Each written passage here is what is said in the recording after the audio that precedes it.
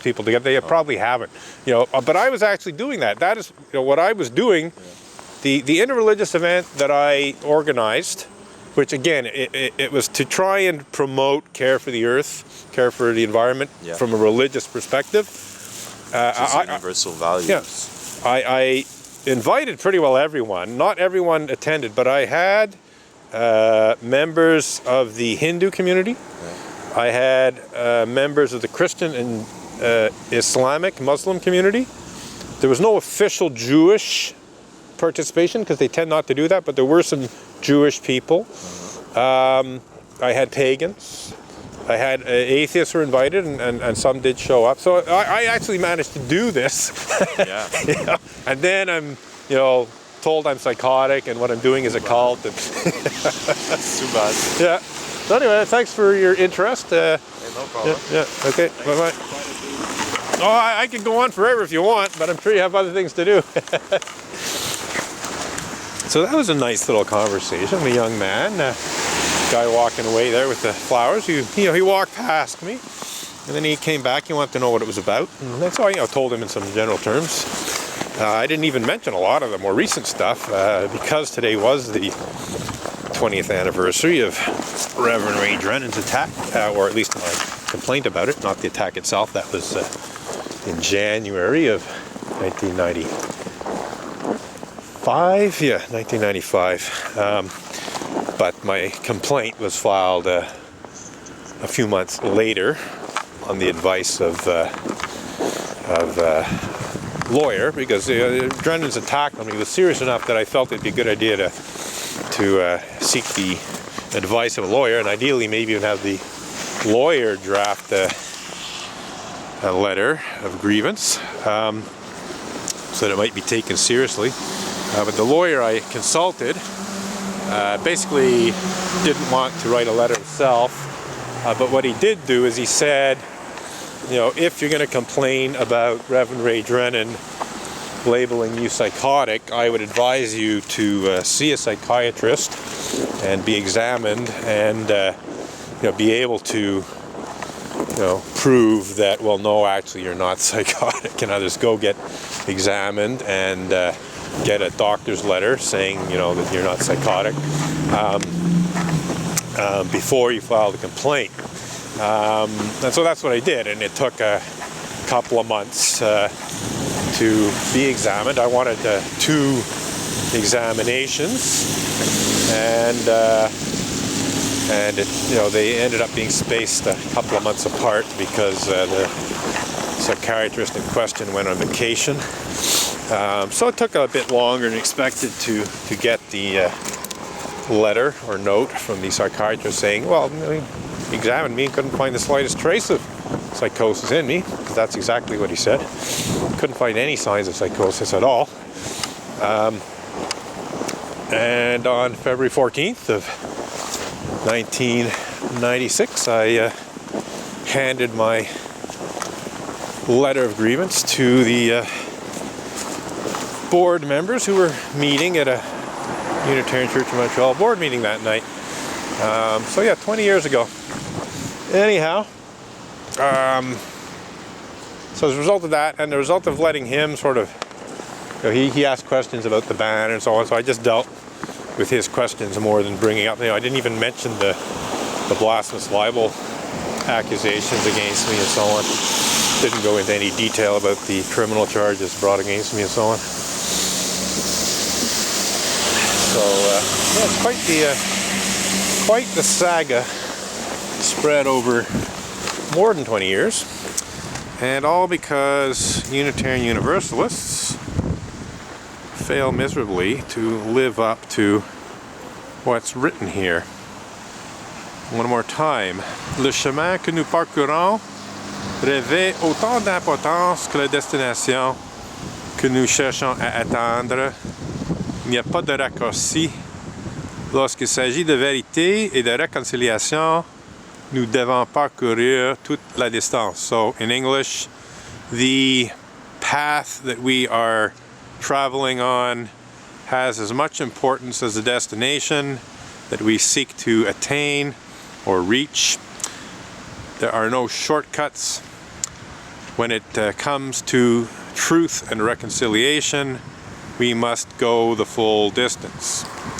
So again, we've had 20 years of the exact opposite of that. And here in English, reconciliation will not be one grand finite act. There'll be a multitude of small acts and gestures played out between individuals, and it will be ongoing until all the wounds are healed. And again, we've had 20 years worth or more of the exact opposite of that. In fact, we've had a multitude of small acts and gestures played out between individuals that make a total mockery of what's written there. We've had small acts and gestures like insults and lies and physical assault and false complaints to the police and bullshit criminal charges, and I've had to defend myself in court against them. You know, instead of small acts and gestures that work towards reconciliation, the Unitarian Church of Montreal, that's Harvey Shepherd, former Gazette religious columnist going in there, who really should know better. But he's part of the problem. He's you know, they say if you're not part of the solution, you're part of the problem.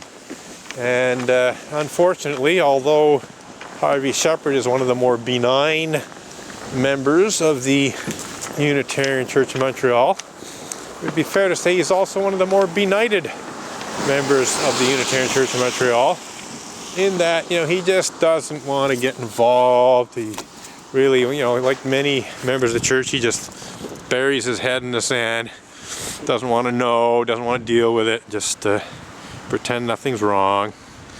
And I've never at any time heard Harvey Shepherd speak out against the injustices and abuses that his church is clearly and unequivocally guilty of. So even though he's you know, never been nasty to me like other members of the church have, he's never done a whole lot of good either. So yeah, anyhow, I think we're going to wrap it up soon. What do we got here? We got some people coming out of a car. Just going to pick up my picket sign.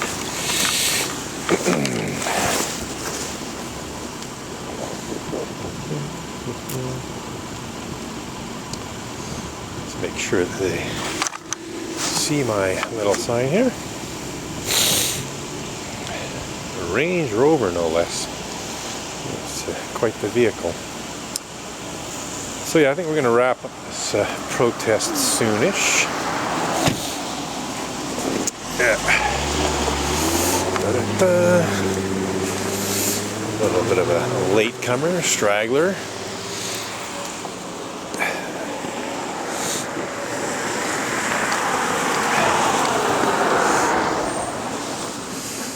Okay, so as I mentioned earlier, it is the 14th of February of 2016, and thus it is the 20th anniversary of me filing my formal clergy misconduct complaint against Reverend Ray Drennan with the Unitarian Church of Montreal.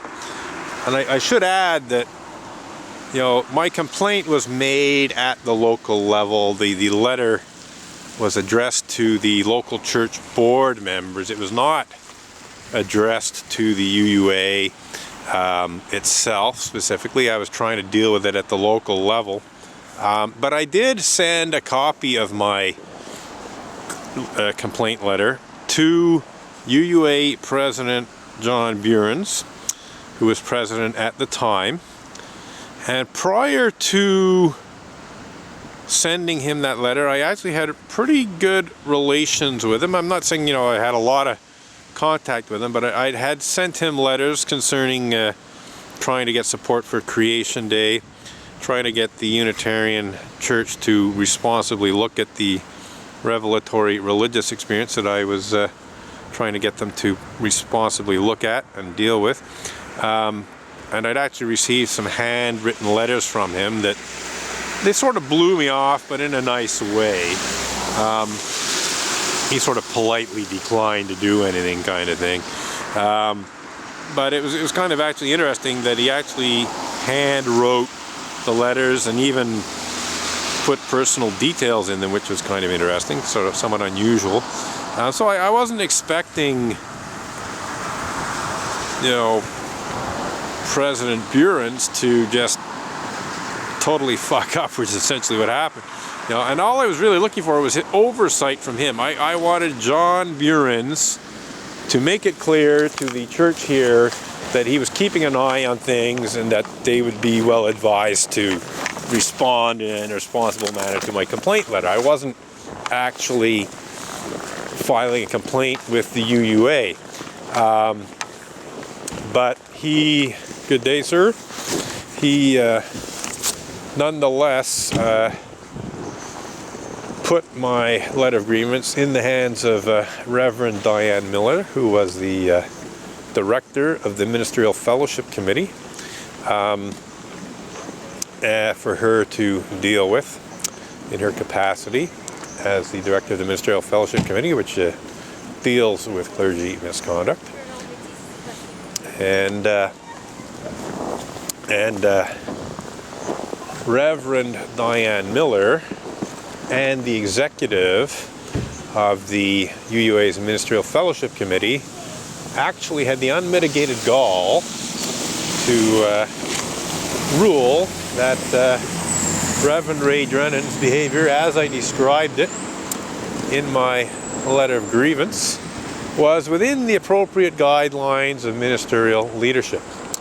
So Reverend Diane Miller and the executive of the Ministerial Fellowship Committee, which had several other high-ranking Unitarian Universalist ministers and lay leaders in it, basically said, oh, it's within the appropriate guidelines of ministerial leadership for Reverend Ray Drennan to falsely and maliciously label Creation Day as a cult. It's within the appropriate guidelines of ministerial leadership for Reverend Ray Drennan to, you know, angrily and abusively label Robin Edgar's claimed religious experience as a psychotic experience and angrily insist that he